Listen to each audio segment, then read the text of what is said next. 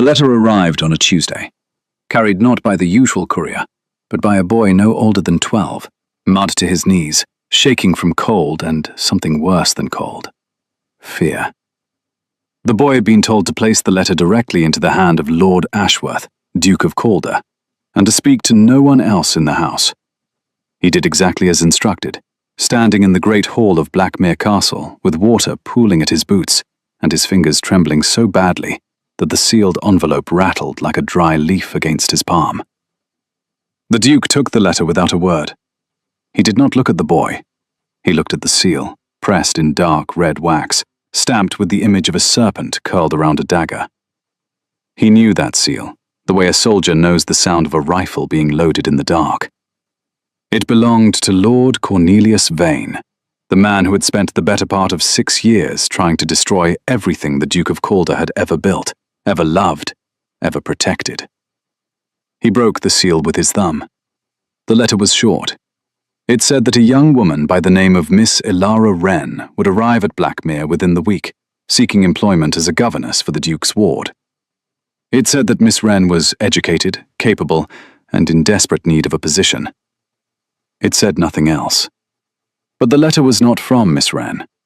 It was from a man the Duke paid handsomely to watch Lord Vane's household. A man who had intercepted the original correspondence between Vane and the woman, copied it, resealed the original, and sent this warning ahead like a lit fuse racing toward powder. The warning was simple. The woman is Vane's creature. She has been placed. She will report everything she sees. The Duke read the letter twice. Then he folded it, slid it into the inside pocket of his coat, and told his housekeeper, Mrs. Calloway, to prepare the east room for a guest. Mrs. Calloway, a woman whose face had been carved by decades of managing a household that ran on silence and precision, looks at the Duke the way she always looked at him, when she suspected he was making a decision that would cost him something. She did not ask questions. She prepared the room. And then the Duke waited. He waited not the way a man waits for a threat, with barred doors and drawn curtains and a hand on a weapon. He waited the way a chess player waits after moving a piece to the center of the board. He waited with his eyes open and his back straight, and his mind turning over every possible outcome the way a jeweler turns a stone to find the flaw hidden inside its shine. He knew what Vane wanted. Vane wanted the contents of the Blackmere ledgers. He wanted proof that the Duke had been funneling money from his northern estates into the reform schools that Vane and his allies in Parliament had been trying to shut down for years. Those schools were the Duke's quiet rebellion, his answer to a world that ground the poor into dust and called it progress. They were also, if Vane could prove mismanagement or misuse of entailed funds, the weapon that could strip the Duke of his title, his lands, and his reputation in a single parliamentary session. So Vane had sent a spy, a woman, young, presumably clever, presumably desperate enough to be bought. The Duke could have refused her. He could have written back to the agency that had supposedly recommended her, exposed the plot, and closed the door before she ever stepped through it. He could have ended the game before it started. He did not. And to understand why, you have to understand something about Lord Ashworth, Duke of Calder, that almost no one in England understood. Not the men who sat beside him in the House of Lords. Not the women who whispered about him at balls he rarely attended. Not even his own brother, who loved him, but had long ago stopped trying to reach the part of him that lived behind the wall. The Duke was not cold. He was not cruel. He was not the stone-faced tyrant the gossip columns painted him to be, a man who had buried his wife 3 years ago and sealed himself inside Blackmere like a king locking himself inside his own tomb. He was tired. Tired of the game. Tired of the maneuvering, the false smiles, the careful words arranged like soldiers in formation. Tired of being watched by people who wanted something from him and never once looked at him closely enough to see the thing he actually was, which was a man who had lost so much that he no longer believed there was anything left worth taking. So when the letter told him a spy was coming, something shifted in him, Not anger, not fear. Something closer to curiosity. Something almost like hunger. Let her come, he thought. Let her see. Because the truth was this: the Duke of Calder had nothing left to hide.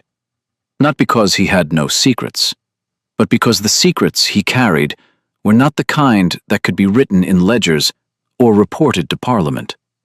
His secrets were quieter than that. His secrets lived in the way he could not enter the west wing of his own house, because that was where Catherine had died. In the way he still set a place for her at dinner every night and removed it before anyone could see. In the way his hands shook when he held his ward, a girl of 7 named Rosalind, because she had Catherine's eyes, and every time she looked up at him, he felt the ground give way beneath his feet. Those were the secrets.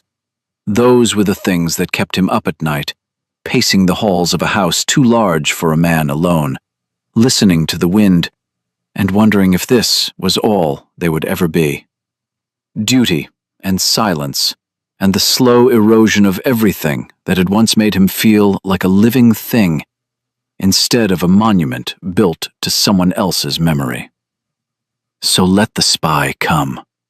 Let her search the drawers, and read the letters, and count the coins. Let her report back to Vane that the Duke of Calder was exactly what the world believed him to be, a man made of stone.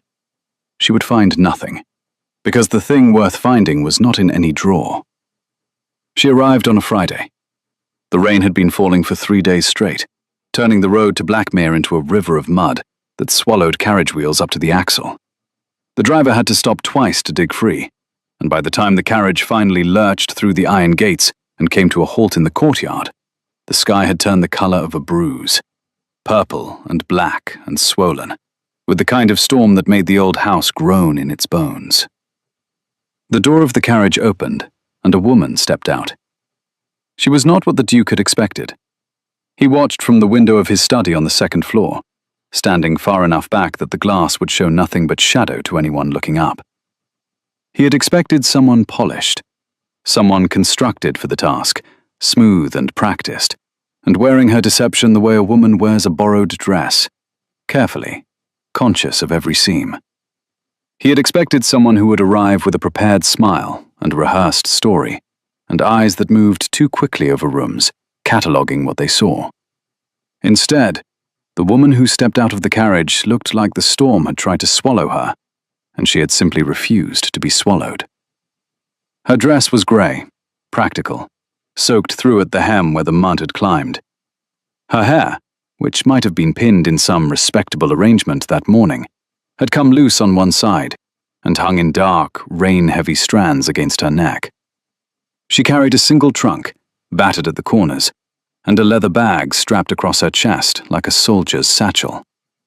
She was not beautiful the way society meant when it used that word. She was not delicate or ornamental or arranged for admiration.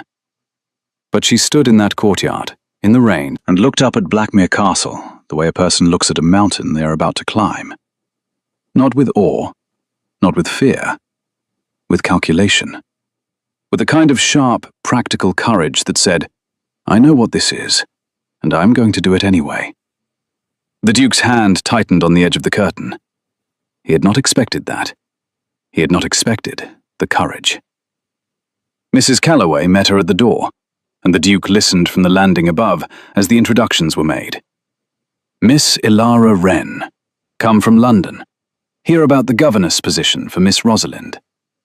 Mrs. Calloway's voice was perfectly neutral, giving away nothing of what the Duke had told her, which was very little, and also everything. Be courteous, the Duke had said. Show her the house. Answer her questions. And Mrs. Calloway, watch what she watches. Yes, Your Grace, Mrs. Calloway had replied. And the look she gave him was the look of a woman who had served this family for 30 years, and had learned that the men of this house had a particular talent for inviting disaster through the front door, while calling it strategy. Miss Wren's voice, when she spoke, was lower than the Duke expected. Not soft in the way voices are soft when they are trying to be agreeable.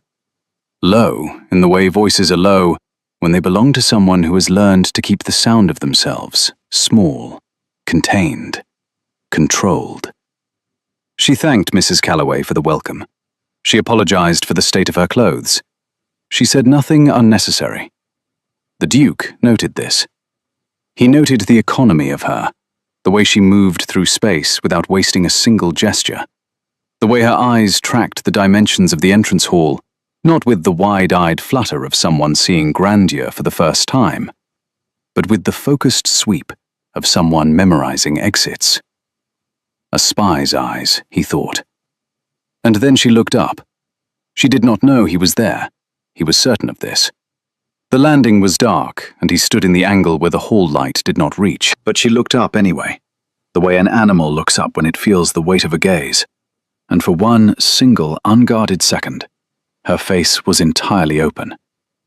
And what the Duke saw there was not cunning, not calculation, not the careful mask of a woman sent to deceive. What he saw was exhaustion so deep it had settled into her bones. And beneath it, buried but burning, something that looked exactly like grief.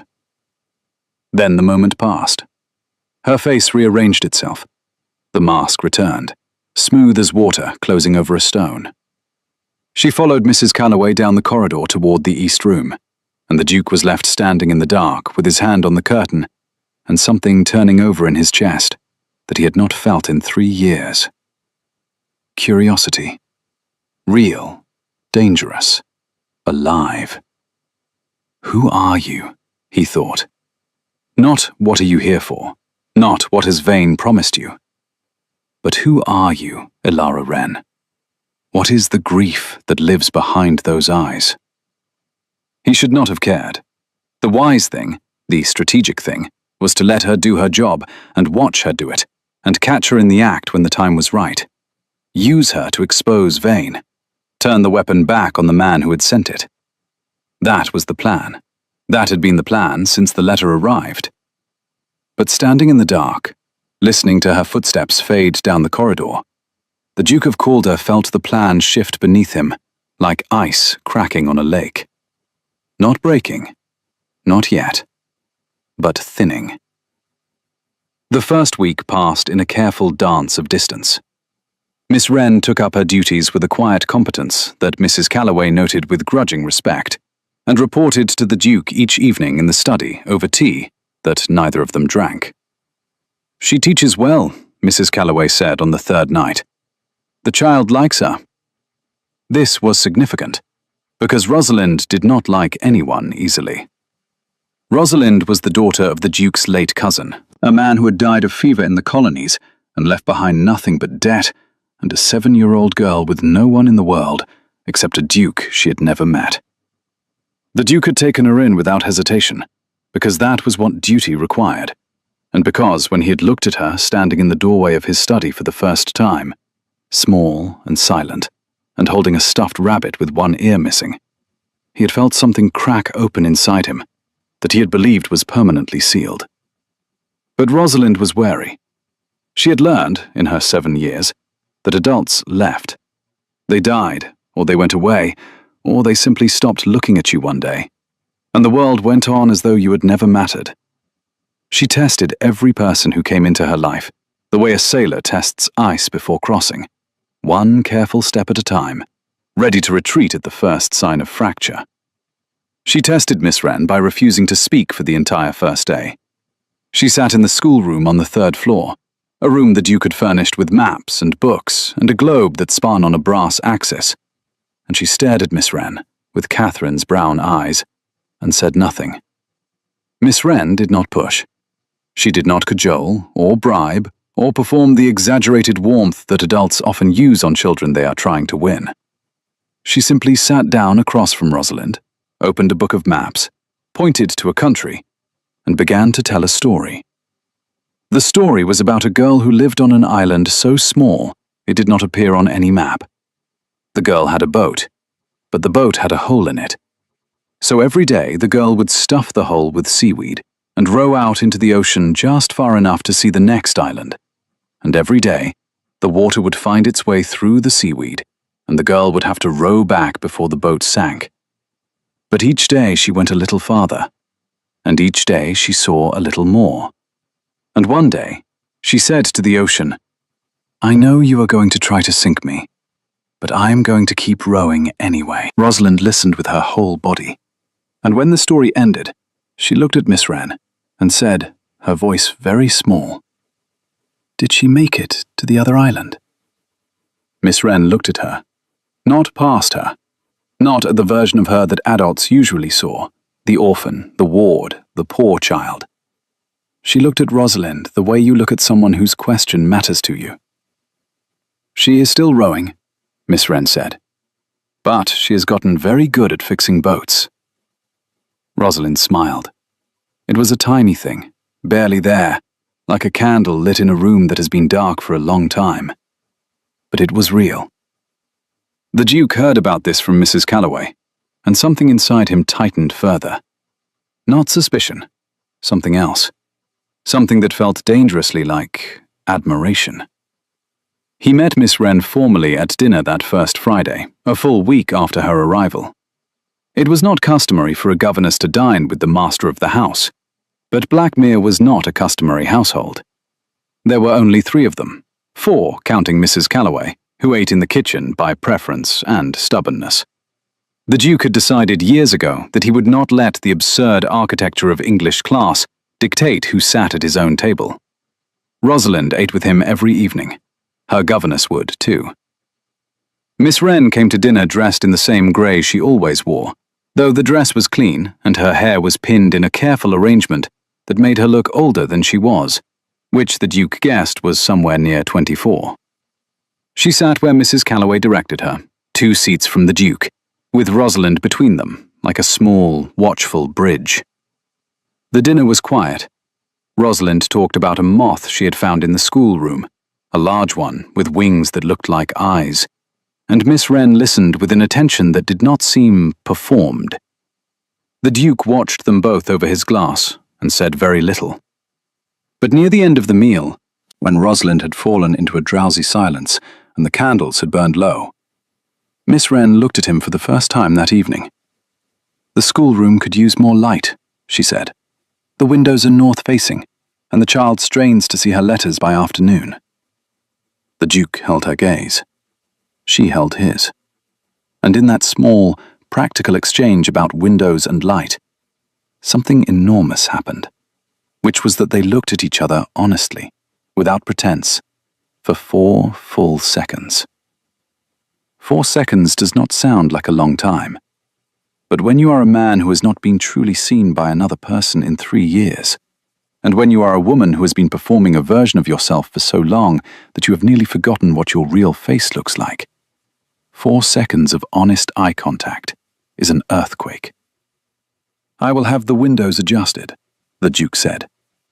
She nodded, looked away, picked up her glass and drank from it, the way a person drinks when their mouth has gone dry from something other than thirst. The Duke noticed that her hand was shaking. He noticed, and he said nothing, and he filed this observation alongside every other piece of her he had been collecting since she arrived. The way she paused at doorways before entering, always checking the room. The way she wrote in a small leather journal every evening, her handwriting too small and too fast to be a diary. The way she flinched, barely, almost invisibly, whenever someone approached her from behind. And the way she looked at Rosalind, with a tenderness so unguarded, it made the rest of her careful performance look like exactly what it was.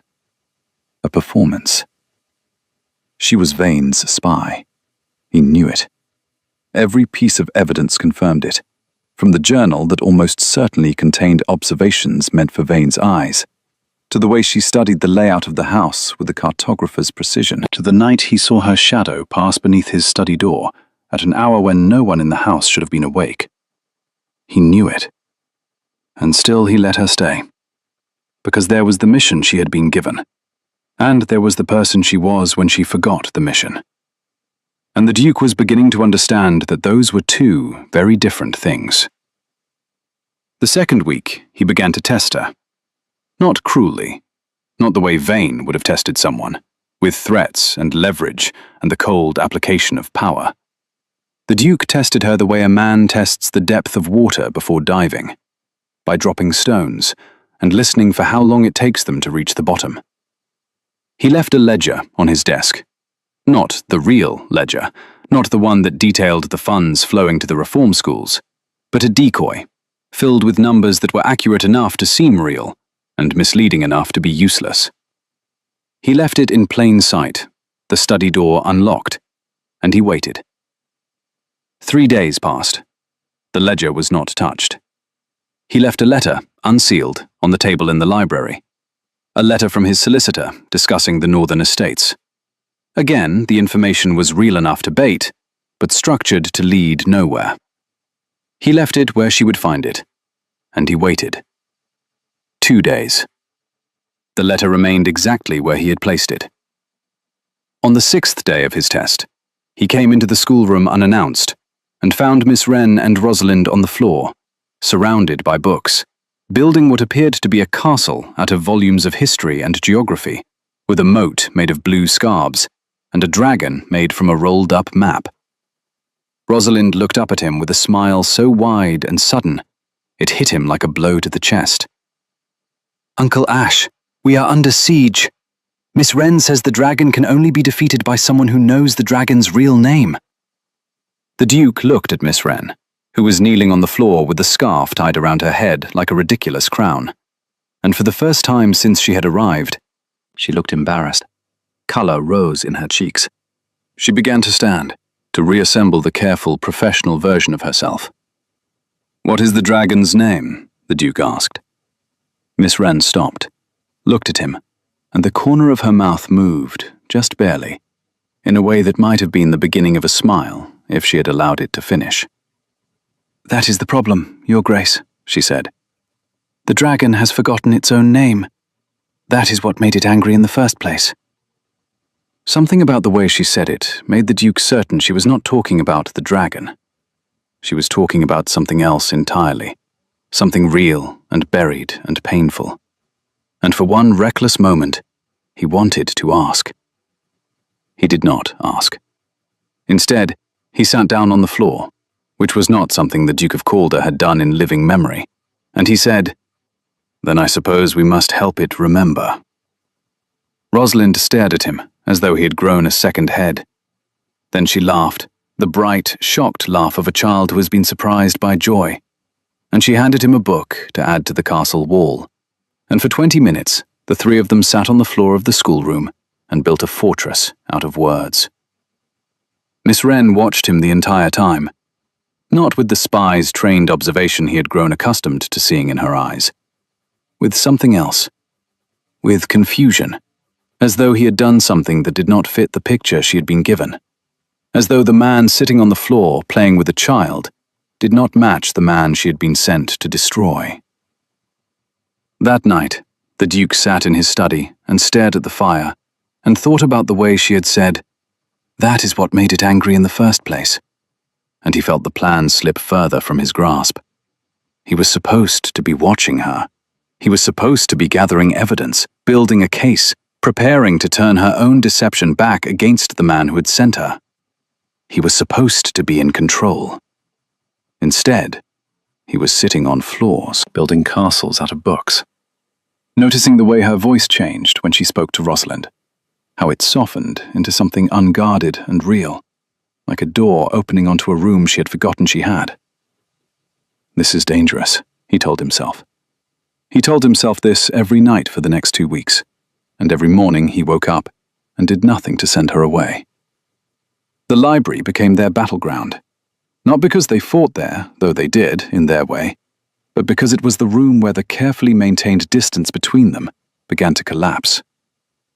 It happened like this. The Duke kept odd hours. He slept badly and had for years, since before Catherine's death, though it had gotten worse after. He often found himself in the library at midnight, reading not for pleasure, but for the exhaustion that reading eventually produced, a way to tire his mind enough that his body would follow. Miss Wren, as it turned out, also kept odd hours. He found her there on a Wednesday night, 3 weeks into her employment. curled in the leather chair by the window with a book open on her lap and her shoes off, which was such a small and human detail that it undid something in him he could not name. She had not heard him come in. She was reading with the total absorption of someone who has forgotten that the world outside the page exists, and in the candlelight, with her defenses lowered and her face soft, she looked like an entirely different person from the composed, careful woman who taught Rosalind geography and took careful notes in her leather journal. She looked young. She looked tired. She looked real. He must have made a sound, because her head came up sharply and her body went taut the way a bowstring goes taut, everything in her pulling tight at once, ready for danger. When she saw it was him, the tension did not leave. It rearranged itself into something more socially acceptable, which was the careful, slightly deferential expression she wore whenever they were in the same room. "Your Grace," she said. "I apologize. I could not sleep. I will—" "You are allowed to use the library," he said. He said it too quickly, and he heard the roughness in his own voice and did not know what to do with it. "I told you when you arrived. The house is open to you." A pause. A dangerous pause. Because in the silence, they were both aware that the house being open to her was a sentence with more than one meaning. "Thank you," she said. She did not move to leave. He did not ask her to. Instead, he crossed to the shelf, selected a book he had no intention of reading, and sat in the chair opposite hers. They read in silence for 45 minutes. He turned pages without absorbing a single word. He was aware of her breathing. He was aware of the small sound she made when she found a passage she liked, a quiet exhale, almost inaudible, like a tiny sigh of recognition. He was aware of the candlelight catching the line of her jaw and the shadow her eyelashes cast on her cheekbone, and the fact that he was cataloguing these details with the same obsessive precision she used when mapping his house. "We are the same," he thought, and the thought was so unexpected and so obviously, terrifyingly true that he closed his book and left the room without saying goodnight. She was there the next night, and the night after that, and the night after that. They did not speak at first. They simply occupied the same space, reading in a silence that grew warmer with each evening, until the silence itself became a kind of conversation. The silence said, "I see you. I know you are here. I am choosing to be here too." On the 5th night, she spoke. "This book," she said, holding up the volume she had been reading, a collection of essays on educational reform, "is wrong about nearly everything." The Duke looked at her. "That book," he said, "was written by a man who has never set foot inside a schoolroom." She met his eyes, and for the first time, there was something in her gaze that was neither careful nor guarded. It was fire. "The system is designed to fail," she said, and her voice had dropped the deferential register entirely. "They do not want children educated. They want children managed, contained, made small enough to fit the roles that have already been decided for them." The Duke set his book down. He looked at her, this woman who had been sent to spy on him, who was sitting in his library at midnight with her shoes off and fire in her voice, arguing about the education of children with a passion that could not be faked. And he felt the last thin membrane of his detachment give way. "You sound like someone who has seen the inside of those schoolrooms," he said. The fire in her eyes flickered, not extinguished, controlled, pulled back behind the wall she was so skilled at building. "I have read extensively on the subject," she said, and the careful, neutral tone was back, and the door was closed, and the woman who had been burning a moment ago was gone, replaced by Miss Wren the governess, composed and appropriate, and exactly as she was supposed to be. But the Duke had seen. He had seen the fire, and he had seen the way it had appeared without permission, and he had seen the way she had been startled by her own honesty, as though she had broken a rule she had set for herself long ago. "Who hurt you?" he thought. "Who told you to make yourself small?" He did not ask. Not yet. The question was not ready, because she was not ready, because the trust required to answer it had not yet been built. And the Duke understood, with a patience that came from his own long residence inside grief, that some doors cannot be forced. They can only be left unlocked. So he left the door unlocked. Every night. And every night, she came. The journal became the crisis. On a Thursday, exactly 1 month after Miss Wren's arrival, the Duke returned from a ride to find Rosalind alone in the schoolroom. Her face blotchy with tears, she was trying to hide, and failing. "Where is Miss Wren?" the Duke asked, kneeling beside her chair. "She went to her room," Rosalind said. "She was upset. She said she needed a moment." "What happened?" Rosalind hesitated. "A man came, while you were out. A man with a letter." The Duke went very still. "What kind of man?" Rosalind shrugged, the gesture of a child who does not know how to articulate what she has sensed, but knows something is wrong. "He was not nice," she said. "His eyes were not nice." The Duke left Rosalind with Mrs. Calloway and went to Miss Wren's door. He stood there for a full minute before he knocked. When no answer came, he knocked again. "Miss Wren?" He kept his voice level. "Careful. The way you speak to something wild that you do not want to frighten." A sound from inside the room. Movement, something that might have been a chair being pushed back. Then the door opened, just wide enough for her to stand in the gap, and her face was the face of a woman who has been cornered. "Your Grace," she said, and her voice was a perfect performance of composure, but her eyes were red, and her hands were gripping the doorframe, and the Duke could see, over her shoulder, the leather journal lying open on the desk. He looked at the journal. He looked at her. She saw him look, and something collapsed in her expression. A wall crumbling so fast he could almost hear the sound of it, the crash of stone on stone, the dust rising, the terrible openness of what was left behind. "I can explain," she said. The Duke looked at her, and in that moment, he made a choice that would cost him everything, and give him everything, though he did not know the second part yet. "May I come in?" he said. She stepped aside, not because she wanted to, because she had run out of room to run. The room was the room Mrs. Calloway had prepared, neat and spare and impersonal in the way of rooms that belong to people who do not believe they will be allowed to stay. The only personal object was the journal, open on the desk, its pages covered in the small, fast handwriting the Duke had observed from a distance for weeks. He did not go to the desk. He did not look at the journal. He looked at her. She stood by the window, her arms wrapped around her own waist, holding herself together the way a person holds together something that is breaking. "I know why you are here," the Duke said. Silence. The kind of silence that is not empty, but full, packed tight with every lie and every truth, and every night in the library, and every morning with Rosalind, and every moment of the last month that had been built on a foundation of deception, and something else, something that had grown between the cracks of the deception, like a vine growing through broken stone. "I have known since before you arrived," he said. The sound she made was not a word. It was the sound of a person being struck. Not physically. Worse than physically. The sound of a person who has been seen completely and knows there is nothing left to hide behind. "Lord Vane sent you," the Duke said.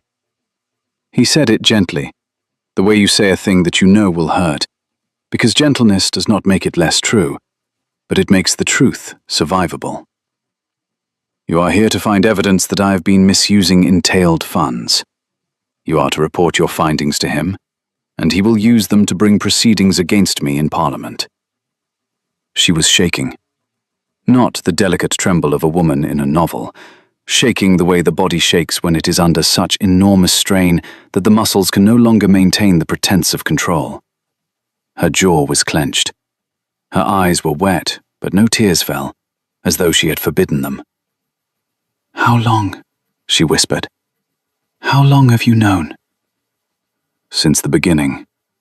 Since the letter from my man inside Vane's house." Her eyes closed.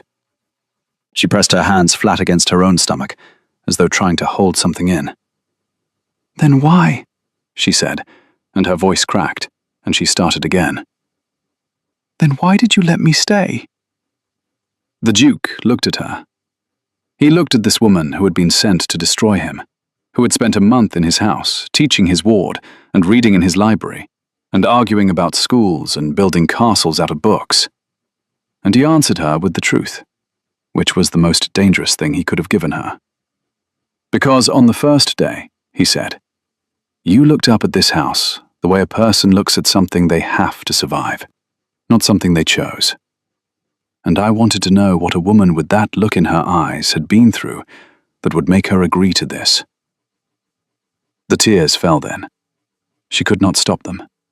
They came fast and silent, and she did not wipe them away, which told the Duke everything about the kind of person she was, because a woman who had been trained to deceive would have hidden the tears. A woman who had given up hiding would let them fall. And then she told him. She told him everything. Her name was not Ilara Wren. Her name was Ilara Ashford, and 5 years ago she had been a teacher at a small reform school in the north of England, a school for children who had nowhere else to go, children who had been abandoned or orphaned, or simply forgotten by a world that did not consider them worth remembering. She had loved that school, the way you love a thing you have built with your own hands. She had poured everything she had into it, every hour, every penny, every piece of her heart. And then Lord Vane had shut it down. Not personally. He never did anything personally. He worked through legislation, through committees, through the slow, suffocating machinery of bureaucracy that could close a door and call it policy. The school had been deemed unfit. The children had been scattered. Ilara had been left with nothing, not even the right to protest, because in the eyes of the law, she was no one. A woman without title, without connection, without the kind of power that makes the powerful listen. And then Vane had come to her. Not immediately. He was patient, the way a predator is patient. He waited until she was desperate, until the debts had mounted and the options had narrowed, and she was standing at the edge of something she could not come back from. And then he offered her a choice. "Work for me," he said. "Go to Blackmere, find what I need, and I will see to it that you are taken care of." He did not promise to reopen the school. He did not promise anything specific. He simply offered survival to a woman who had run out of alternatives, and she had taken it. Because that is what people do when the ground beneath them gives way. They grab whatever hand is extended, even if that hand belongs to someone who means them harm. "I am sorry," she said. She said it looking at the floor, because she could not look at him. "I am sorry. I came here to betray you, and instead—" She stopped. "Instead," the Duke said. The silence that followed was the longest of the Duke's life. He counted his own heartbeats. 4, 5, 6. "Instead," she said, "I found the man who is doing the thing that Vane destroyed. You are funding schools. You are doing what I could not. You are giving those children what was taken from them, and I was sent here to help the man who took it." She pressed her hands over her face. "I cannot do it. I have not done it. The journal, every page, it is all I have written, and none of it is what Vane wants. I could not. I could not betray you. Because you are the first person in 5 years who has done a genuinely good thing, and I will not be the weapon that undoes it." The Duke crossed the room. He did not think about crossing it. His body moved the way a body moves towards something it needs, without strategy, without caution, without the careful calculation that had governed every step he had taken for 3 years. He stopped in front of her, close enough that he could see the pulse in her throat, fast and hard and frightened. Close enough that if he lifted his hand, his fingers would touch her jaw. He did not touch her, not yet. That would come later, and when it came, it would mean everything. But it had not been earned yet, not quite, and the Duke understood the difference between wanting and deserving. "May I see the journal?" he said.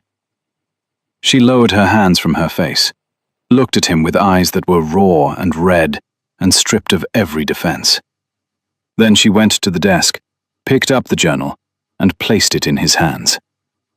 He opened it. The pages were covered in her small, fast handwriting. But they were not intelligence reports. They were not lists of accounts and observations and strategic weaknesses. They were something else entirely. They were stories. Stories about Rosalind, about the things she said and the questions she asked, and the way her face looked when she discovered something new.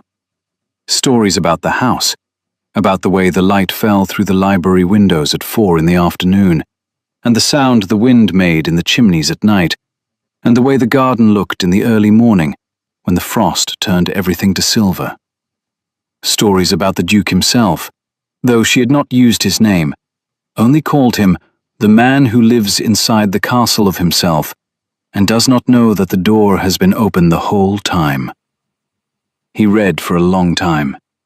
When he finished, he closed the journal and looked at her, and he realized that his hands were shaking, which had not happened since Catherine's funeral, and that there was something in his chest that felt like the first breath after nearly drowning.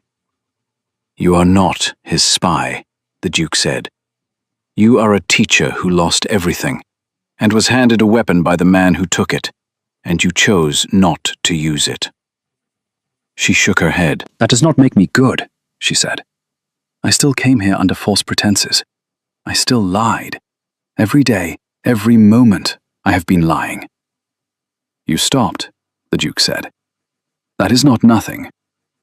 "It is not enough," she said, and her voice broke on the last word, and he could hear in that break the whole weight of 5 years of loss and compromise, and the slow corrosion of a person who knows they are doing wrong, but cannot see another way. The Duke set the journal on the desk. He looked at her, and he made a decision. And the decision was this. He would not punish her for Vane's crime. "Here is what will happen," he said. "You will stay." She stared at him as though he had spoken a language she did not understand. "You will stay," he repeated, "because Rosalind needs you, and because if you leave, Vane will know his plan has failed, and he will find another way to come at me, and the next person he sends may not have your conscience. So you will stay. You will continue to write in your journal. You will give Vane just enough to keep him satisfied, and I will tell you exactly what to give him. Because the best way to defeat a man who thinks he controls the information is to control the information yourself." She was staring at him. The tears had stopped. Something new was in her eyes. Something that was not gratitude, because gratitude implies a debt, and what the Duke was offering was not charity. He was offering a partnership, an alliance, a shared act of defiance against the man who had hurt them both. "Why?" she said. "Why would you trust me?" The Duke looked at her. He thought about the answer for a long time, though the answer had been forming inside him for weeks, building brick by brick, the way a structure builds itself in the dark when you are not watching. "Because," he said, "you could have copied those ledgers the first week. You could have had what Vane wanted before I even knew you were looking. Instead, you wrote stories about how the light falls through my library windows." He paused. "A woman who notices how the light falls is not a woman who was made for destruction." She did not cry again. Instead, she laughed. It was a terrible laugh, broken and wet and surprised. The laugh of a person who has been bracing for punishment and received something so far from punishment that their body does not know how to process it. "You are either the most brilliant strategist in England she said, or the most foolish. The Duke allowed himself, for the first time in 3 years, the smallest ghost of a smile. Quite possibly both, he said. And so the deception continued, but its direction reversed. Where before Elara had been watching the Duke for Vane, now the Duke and Elara were building the picture together, feeding Vane exactly the version of Blackmere he expected to see. A cold Duke in a cold house, mismanaging funds through incompetence, while the real work happened in the spaces Vane could not see. It happened in the schoolroom, where Elara taught Rosalind with a fierce, devoted energy that went far beyond the requirements of employment. She taught the child to question, to challenge, to look at the world not as a fixed landscape, but as a set of structures that could be rebuilt. She taught her that being small did not mean being powerless. She taught her that the most dangerous thing a person could be was not strong or wealthy or titled. It was informed. It happened in the library at midnight, where the Duke and Elara sat in their chairs by the fire and planned. They mapped Vane's network of allies. They traced his funding sources. They identified the members of Parliament who supported his campaign against the reform schools, not out of conviction, but out of financial interest. Men who owned the factories and mines that relied on cheap child labor and could not afford an educated working class. And it happened in the slow, almost imperceptible shift in the space between them. The Duke noticed it first, because he was a man who noticed everything and understood nothing about his own heart. He noticed that the chairs in the library had moved closer together, not dramatically, an inch one night, another inch the next, as though the furniture itself were conspiring. He noticed that when Elara handed him a document, her fingers lingered near his for half a second longer than necessary. He noticed that when she laughed, which was happening more often now, his entire body oriented toward the sound the way a compass needle orients to north. He noticed, and he told himself it was irrelevant. He told himself that what they shared was strategy, not feeling. He told himself that he had invited her into his home to use her as a weapon against his enemy, and that anything beyond that was a complication he could not afford. He told himself this every night, and every night he believed it less. The turning point came not with a grand gesture or a dramatic revelation. It came, as the most important things often do, in a moment of ordinary crisis. Rosalind fell ill. It was nothing dangerous, Mrs. Calloway assured them. A winter fever, common in children, exhausting but not threatening. But Rosalind, who had spent so much of her life being afraid, and who had only recently begun to believe that the world might hold still long enough for her to stand on it, was terrified. She cried for 2 days. She clung to the stuffed rabbit with the missing ear. She called out in the night, not for the Duke, not for Mrs. Calloway, but for Miss Wren. Elara did not leave her side for 72 hours. The Duke found them on the 3rd morning, Elara asleep in the chair beside Rosalind's bed, her head tilted at an angle that would leave her neck aching for days, her hand resting on the blanket beside Rosalind's hand, not holding it, not gripping it, just there, just close enough that Rosalind could reach for it if she needed to. Rosalind was asleep too, her face still flushed but peaceful, her breathing even, one hand stretched out across the blanket toward Elara's. The Duke stood in the doorway and looked at them, these two people who had come into his life through loss and deception and chance. And he felt something break inside him that he had been holding together for 3 years with nothing but will and silence and the rigid performance of control. It was not dramatic. It was not the breaking of a dam or the shattering of glass or any of the violent metaphors people use for emotional collapse. It was quieter than that. It was the moment when you stop holding your breath, when the muscles in your chest release and your lungs fill, and you realize, with a kind of stunned, frightened clarity, that you have been suffocating and did not know it. He loved her. Not the way he had loved Catherine, which had been safe and chosen and sanctioned by every rule of the world they lived in.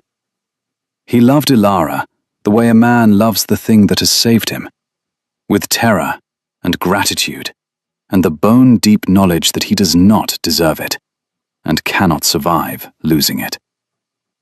He left the doorway before either of them woke. He went to his study. He sat at his desk and pressed his hands flat against the wood, and breathed. "This is not part of the plan," he said aloud, to no one, to the empty room, to the portrait of Catherine that hung above the fireplace and looked down at him with painted eyes that could not answer. But the plan had stopped being the plan weeks ago, and they both knew it. Rosalind recovered. Children recover the way spring arrives, suddenly and completely, as though the illness had never happened. Within 2 days, she was running through the halls again, laughing, dragging Ilara by the hand to show her a bird's nest she had found in the garden wall. But something had changed.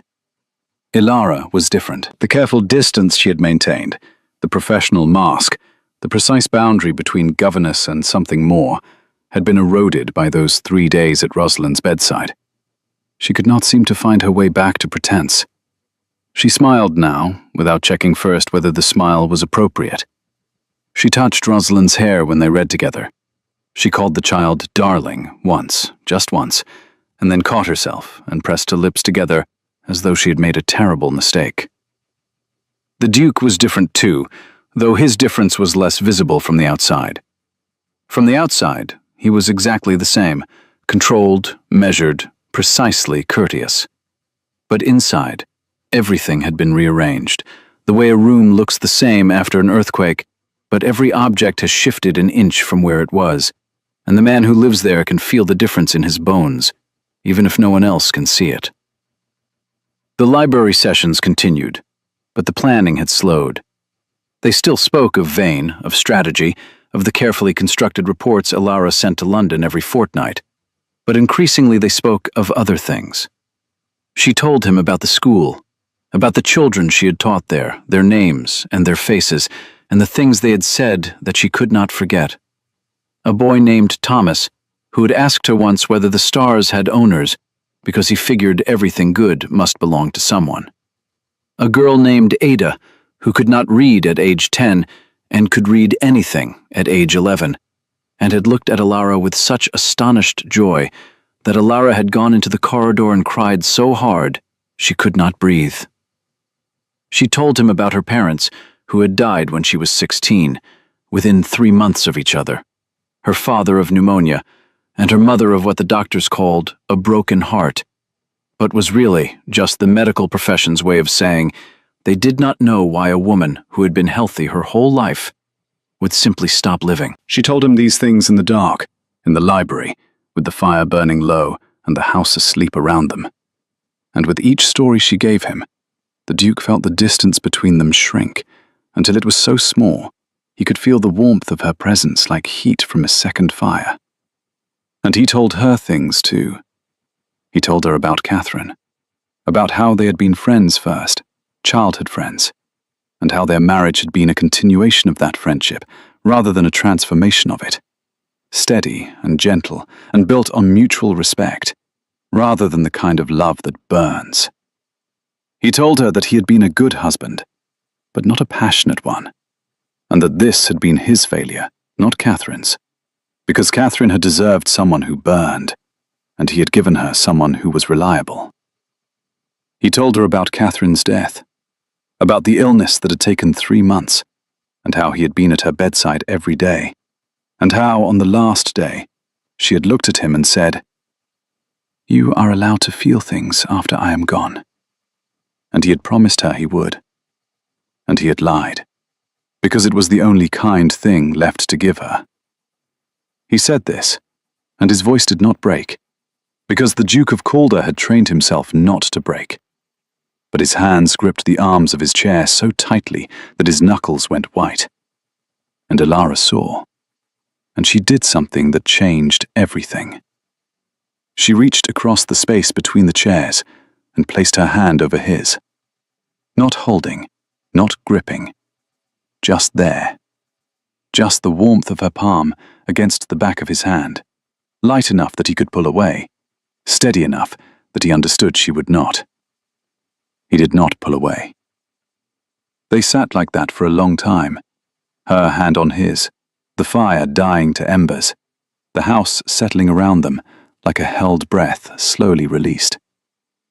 And when at last she lifted her hand and stood to leave, the Duke said her name. Not Miss Wren. He had never called her Miss Wren, because it was not her name. And they both knew it, and the pretense had become so thin it was transparent. Elara, he said. She stopped at the door. She did not turn around. He could see the line of her back, straight and taut, and the way her hand gripped the door frame the way it had gripped it weeks ago when he had come to her room. But this time, the grip was not fear. Elara, he said again, and his voice was rough in a way that he could not control, and did not try to. Thank you. She turned then, and the look she gave him in the doorway of the library, in the last light of the dying fire, was the most honest thing the Duke of Calder had ever seen on a human face. It was not love, not yet, not the word, but it was the thing that comes before the word, the moment when the ground shifts, and you realize that the person standing in front of you has become necessary to your survival, in a way that has nothing to do with strategy, and everything to do with the fact that they have seen the worst of you, and remained. Good night, she said. Just the one word. And she left. The Duke sat in the dark library and listened to her footsteps on the stairs, and pressed his hand against his chest where the feeling was, and thought, I am in serious trouble. Vane struck in March. He did not come himself. He was too clever for that, too careful to leave fingerprints on the weapons he used.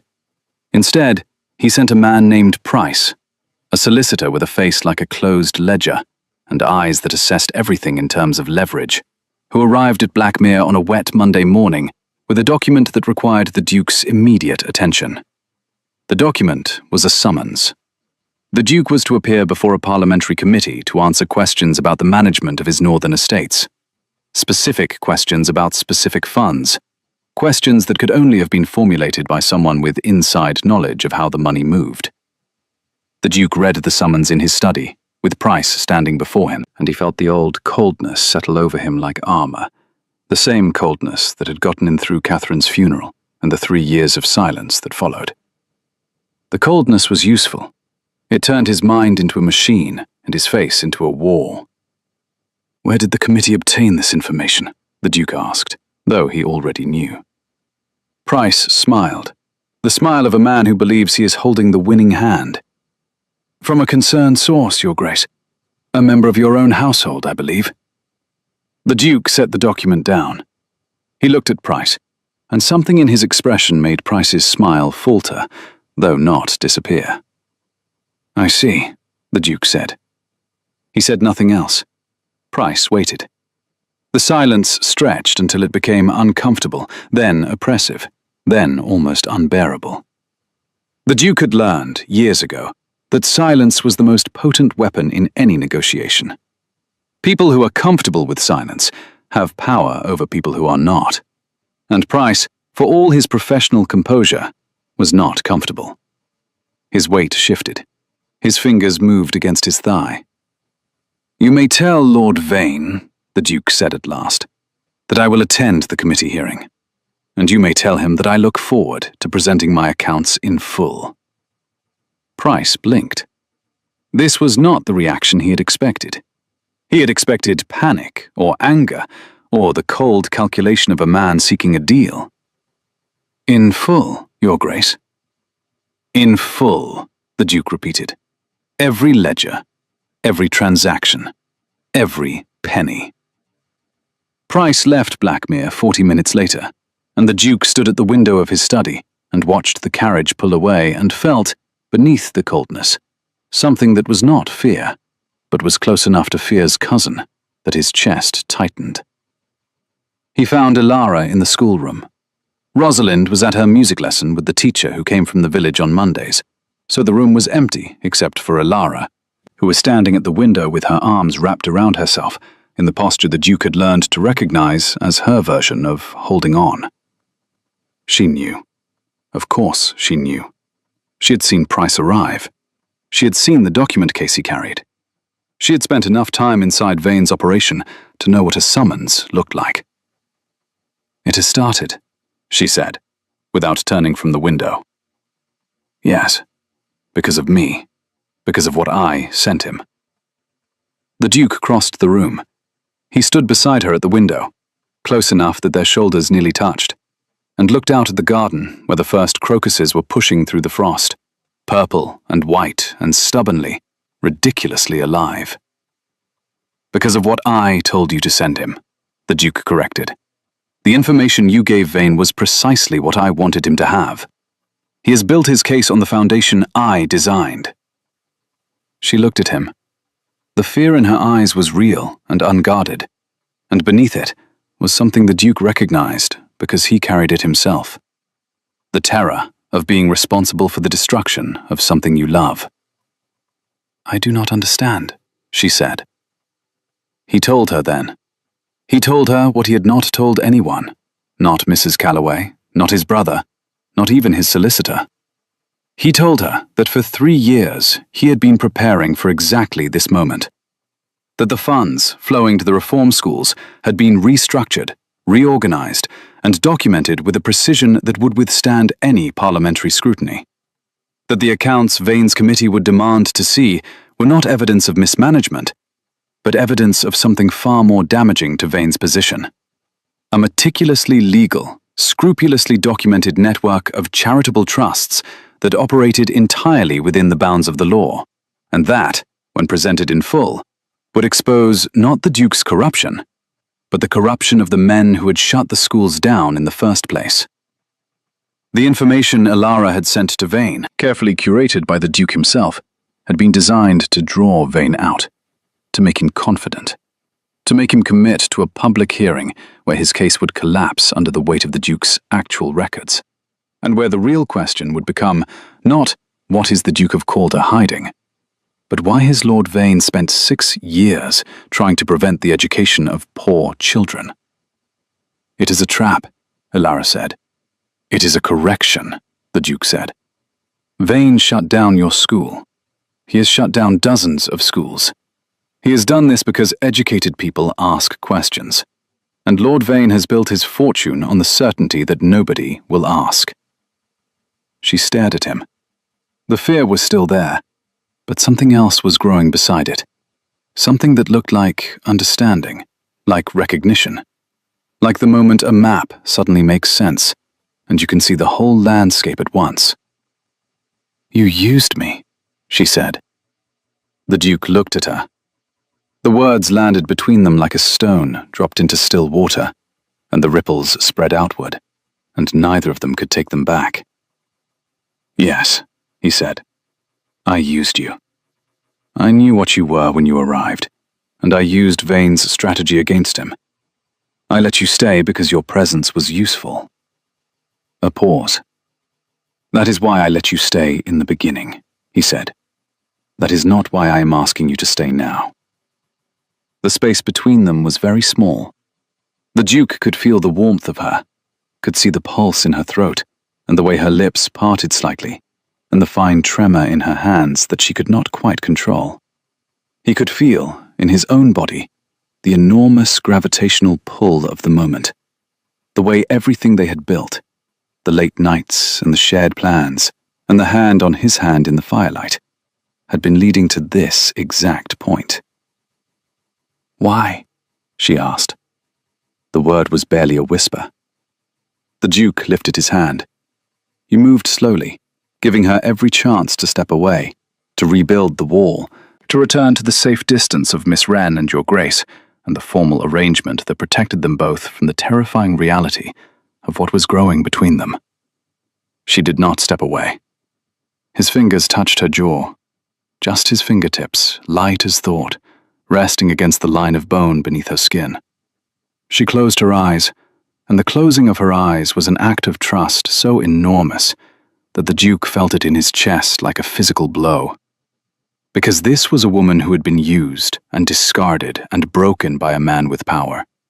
And she was standing here, eyes closed, throat exposed, trusting the Duke of Calder not to be another version of the thing that had already destroyed her once. Because, the Duke said, and his voice was rough and quiet and stripped of every defense he had ever built.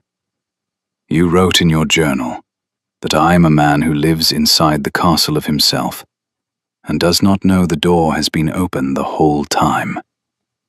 Her eyes opened, wet, bright, burning. You were right, he said. The door has been open. But I did not walk through it until you gave me a reason. She kissed him. Not he kissed her. She kissed him. She closed the distance between them, her hands coming up to his face, her fingers against his jaw the way his fingers were against hers. And she kissed him like a woman who had been starving for 3 years and had finally found something real enough to feed on. It was not gentle. It was not tentative. It was the kiss of two people who had been circling each other for weeks, building walls and tearing them down and building them again, and who had finally run out of walls. The Duke's hands moved to her waist.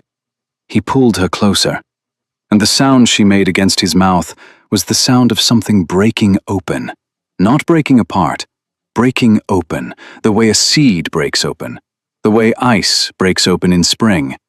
Destruction that is actually the beginning of something. They stood there in the schoolroom, surrounded by maps and books and the globe that spun on its brass axis, and they held each other. And outside the window, the crocuses pushed through the frost, and for the first time in 3 years, the Duke of Calder felt the warmth reach all the way through him, past the coldness, past the grief, past the fortress he had built around the ruin of his heart, to the place where something new was already growing. The committee hearing was held on a Tuesday in April. The Duke attended alone. He had asked Ilara to stay at Blackmere with Rosalind, not because he was ashamed of her, not because he wanted to hide what she was to him, but because the hearing was Vane's stage, and the Duke intended to dismantle it with surgical precision. And he could not do that if part of his attention was on protecting the woman he loved from the fallout. She had not argued. She had understood, the way she understood most things about him, without needing the explanation spoken aloud. But she had stood in the courtyard when his carriage was loaded, and she had looked at him with eyes that said everything her mouth did not say. And he had carried that look with him all the way to London, like a lantern burning inside his chest. The hearing room was oak-panelled and solemn, filled with men in dark coats who smelled of tobacco and self-importance. Lord Vane sat at the centre of the committee table, his face composed in an expression of concerned duty that fooled no one who knew him, and fooled nearly everyone who did not. He had brought his evidence. He had brought his witnesses. He had brought the full weight of 6 years of planning, and a confidence so absolute it had made him careless. The Duke was invited to present his accounts. He did. He presented them in full. Every ledger, every transaction, every penny that had moved from his estates to the reform schools, documented with a precision that bordered on obsessive, and that reflected not financial deception, but financial transparency of a kind the committee had never seen. The funds were legal. The trusts were properly established. The schools were chartered, inspected, and operated in full compliance with every relevant statute. The Duke's accounts did not show a man hiding money. They showed a man spending it wisely, generously, and entirely within his rights.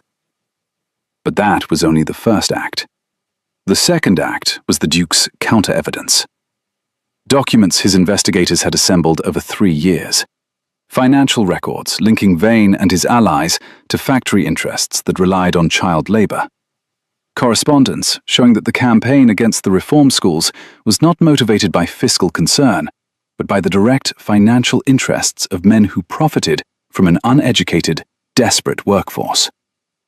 A letter, in Vane's own hand, to a factory owner in Manchester, assuring him that the schools would be closed and the labor pool would remain undisturbed. The room went silent. The Duke did not raise his voice. He did not need to. He laid each document on the table, the way a man lays stones in a wall, one after another, each one fitting precisely into the shape of the structure he was building. And the structure he was building was the truth. When he finished, he looked at Vane.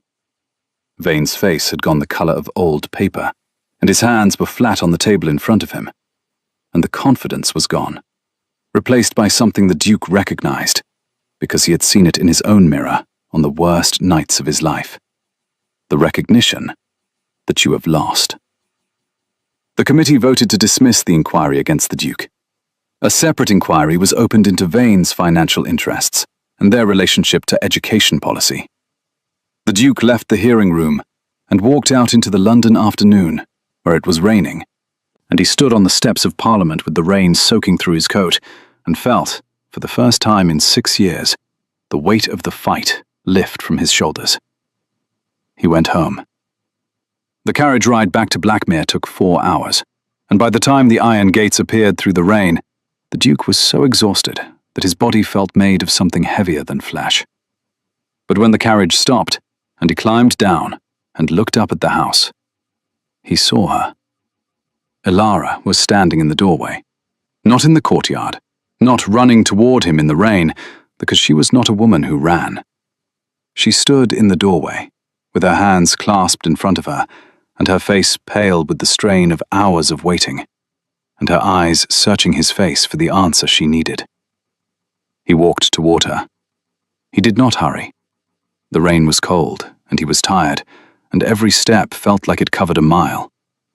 But he walked toward her, because she was the thing he was walking toward, the thing he had been walking toward since the day she arrived in his courtyard, looking like the storm could not swallow her. He stopped in front of her. Water ran from his hair down his face. His coat was heavy. His hands were cold. "It is over," he said. The sound she made was the sound of someone releasing a breath they have been holding for 5 years. Her hands came up and covered her mouth, and her eyes closed, and she swayed, just slightly. And the Duke caught her arms and held her steady, and then she was pressed against him, her face against his chest, her hands gripping the wet fabric of his coat. And she was shaking, not with cold, not with fear, but with the force of something so powerful that her body could not contain it. "The school," she said against his chest. "The evidence about the schools." "It is on record," the Duke said. "Public record. Every newspaper in London will carry it by morning. The schools will not be touched again." She pulled back and looked at him, and her face was wet with rain and tears, and something else. Something that was not grief or relief or even joy, but was all of these things compressed into a single expression so intense that the Duke felt it brand itself into his memory. "You did not just protect your own schools," she said. "You gave me back mine." The Duke looked at her. The woman who had arrived at his house as his enemy's weapon, the woman who had slept in the chair beside his ward's bed, the woman who had written stories about his library in a journal that was supposed to be filled with his secrets. "I did not give you anything," he said. "You gave it to yourself. The day you chose not to use the weapon. The day you chose to be who you are, instead of what he made you. You gave yourself back everything he took." She kissed him then, in the doorway, in the rain, where anyone could see, and neither of them cared. Because the world that had separated them, the world of titles and spying and the careful calculation of power, had been rebuilt in the space of an afternoon. And in this new version, a duke and a teacher standing in the rain was not a scandal. It was a beginning.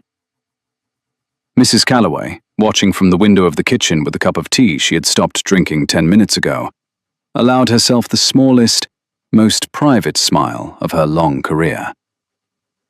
"It is about time," she said to no one. The cost was real, it must be said, because the story earns nothing if the cost is hidden. Vane did not go quietly. The inquiry into his affairs took months, And during those months he used every weapon remaining to him. He spread rumors about the Duke and his governess. He suggested impropriety, scandal, the predictable collapse of a widower's judgment. The newspapers, which had initially hailed the Duke's evidence against Vane, eventually turned to the more salacious story, because scandal sells more papers than justice. The Duke lost allies. Men who had stood beside him in Parliament found reasons to step away. Invitations stopped arriving. The social world that had tolerated his eccentricities as the privilege of rank began to close its doors. Ilara offered to leave. 3 times. The first time she said it practically. "It would be better for your position if I were not here." The Duke looked at her over his desk and said, "My position means nothing if I purchase it by losing the only thing that has given it meaning," and then returned to his correspondence as though he had said something as ordinary as pass the salt. The second time, she said it angrily, during an argument they had about whether she should attend a public function with him, an argument that was really about whether she was worthy of standing beside him, and that he won by the simple strategy of saying, "You are more worthy of standing in any room in England than half the people currently occupying them, and I will not discuss this further." The third time, she said it at night, in the library, in the dark, with her voice so small and so broken that the Duke felt it like a knife. "You deserve someone who does not come with all of this," she whispered. "All this mess, all this history. You deserve someone clean." The Duke put down his book. He stood. He crossed to her chair and knelt beside it, which was the second time in his life he had lowered himself to the ground, the first being the day in the schoolroom with the book castle, and both times it had been for her. He took her hands. He held them, both of them, wrapped in both of his, and he looked up at her from the floor and said the truest thing he had ever said. "I do not want clean," he said. "I want real. I want the woman who taught my ward that the most dangerous thing a person can be is informed. I want the woman who argues with me about educational policy at midnight. I want the woman who was handed a weapon and chose not to use it, even when using it was the only way to save herself." His hands tightened on hers. "I want you," he said, "as you are, with every scar and every story and every page of that journal. I want the mess. I want the history. I want you." She looked at him for a long time, and then she slid out of the chair and onto the floor beside him, and they sat together on the library carpet, and she put her head on his shoulder, and he put his arm around her, and neither of them said anything for a very long time, because some things are too large for words, and can only be held. They married in June. The wedding was small. Rosalind stood beside Ilara and held a bouquet of wildflowers that she had picked herself from the garden, and Mrs. Calloway stood in the back of the chapel and cried, which she would deny to her dying day. The Duke's brother, Lord Philip Ashworth, served as witness and shook Ilara's hand and said, "I have been trying to get him to feel something for 3 years. Well done." Ilara laughed, and the Duke looked at his brother with an expression that was both annoyed and grateful, and Philip smiled and said nothing else, because he was an Ashworth, and the Ashworth men had always communicated most clearly in silence. The newspapers were unkind. "A duke marries his governess" was the sort of story that wrote itself, and the writers did not bother looking beneath the surface for the truth, because the surface was more entertaining. The Duke did not read the newspapers. Ilara read them once, set them down, and never read them again. Vane's inquiry concluded in autumn. He was not imprisoned. Men like Vane rarely are. But his influence was dismantled, his allies scattered, and his name became, in the circles that mattered, synonymous with the kind of corruption that hides behind legislation and calls itself policy. His factories were investigated. His child labor practices were exposed. The schools he had shut down were, one by one, reopened, including Ilara's. The Duke gave her the funds, not as a gift, because Ilara would not have accepted a gift, as an investment, documented and structured with the same precision the Duke applied to everything, because he knew that the only way to give Alara something she would accept was to make it a partnership rather than a charity. She rebuilt the school herself. She hired teachers. She enrolled children who looked like the ones she had lost 5 years ago, small and wary and hungry for something no one had ever offered them before. She taught them the way she had taught Rosalind, with fire and patience, and the absolute conviction that every child who walked through that door was capable of more than the world had told them to expect. The Duke visited the school once a month. He stood in the back of the classroom and watched Alara teach and felt, each time, the same quiet astonishment he had felt the first time he saw her from the window. Not because she was impressive, though she was. Because she was real. Because she was the woman who had walked into his house as a weapon and had chosen, every single day, to be something else instead. 4 years passed. The library at Blackmere was still their place. The chairs had been replaced because the old ones had been worn through by years of midnight reading, but the new ones were positioned exactly where the old ones had been, close enough that a hand extended from one would reach the other without effort. It was a Tuesday in December, and the fire was burning, and outside the snow was falling in the slow, heavy way it falls when it intends to stay. Rosalind, who was 11 now, and had developed a fierce, delightful habit of correcting adults who underestimated her, was asleep upstairs. The house was quiet. Alara sat in her chair with a book in her lap and a cup of tea growing cold on the table beside her. The Duke sat in his chair with no book at all, watching the fire, feeling the warmth of the room and the woman beside him, and the house around them that had once been a fortress and was now, improbably, a home. "I have been thinking," Alara said. The Duke turned his head and looked at her. She was 30 now, and the 5 years since she had arrived at Blackmere had changed her the way weather changes a landscape, not destroying it, but deepening it, carving out new dimensions, revealing what had always been there beneath the surface. The sharpness was still there, the fire, the fierce intelligence, but there was a steadiness now that had not been there before. The steadiness of a person who has found the ground she was meant to stand on and knows it will hold. "About," he said. "About the journal," she said. The journal. The leather journal that had once been her spy's log and had become, instead, a record of the life she had found inside the walls of a house she had come to betray. She still wrote in it. Every evening before bed, she sat at the desk in their room and wrote in the same small, fast handwriting. And the Duke had never asked to read it again, because the first time had been enough, and because he trusted that whatever she was writing was the truth of her, and that was hers to keep. "What about it?" he said. "I have been writing in it for 4 years," she said, "and I realized something." The Duke waited. "I realized that every story I have written in it has been about the same thing," she said. "Not the school, not the children, not even Rosalind, though she appears on nearly every page." She looked at him.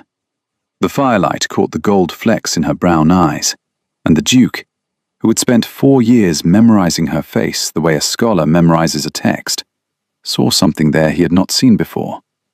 Not vulnerability, not even love, though love was there so deeply it had become indistinguishable from the rest of her. Certainty. "Every story," she said, "is about a man who lived inside the castle of himself and did not know the door was open, and a woman who came through the door, thinking she was his enemy, and found out she was his home." The Duke felt the words land in his chest the way a key turns in a lock, with a soft, definitive click that means something has been opened that will not be closed again. He reached across the space between the chairs. She met his hand with hers, their fingers interlaced, the gesture so familiar now that it required no thought, no hesitation, no negotiation of the distance that had once seemed infinite and was now no distance at all. "Read it to me," he said. She smiled, not the careful, calculated smile she had worn when she first arrived. not the broken, startled smiles she had given him when he told her she could stay. A real smile, wide and warm, and so full of the life they had built together that the Duke felt his chest ache with it. She opened the journal. She read. And outside the window, the snow continued to fall on Blackmere, on its gardens and its gates and its old stone walls, covering everything in white, making the whole world clean, making the whole world new, making the whole world look like a place where a spy could become a wife, and a duke could become a man, and a house that was built as a fortress could become, against every expectation and at great cost, and through the slow, stubborn work of two people who refused to stop reaching for each other, the thing it was always meant to be: a home. They say that love is a simple thing, that it arrives like light, like music, like a gift placed in your hands by a kind and generous world. But that is not what love is. Love is not simple.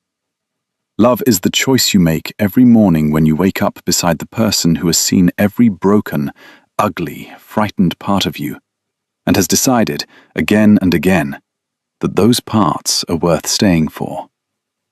Love is the cost you pay, and the cost you would pay again. Love is the door you leave unlocked, knowing that anyone could walk through it, and hoping, with every terrified and stubborn beat of your heart, that the person who does will be the one who changes everything. He knew she was a spy. He knew from the start. He let her stay.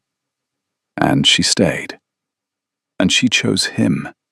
And he chose her. And they built, together, in the ruins of everything they had lost, a life that was not perfect and not easy and not clean, but was real, was theirs, was enough, was more than enough, was everything.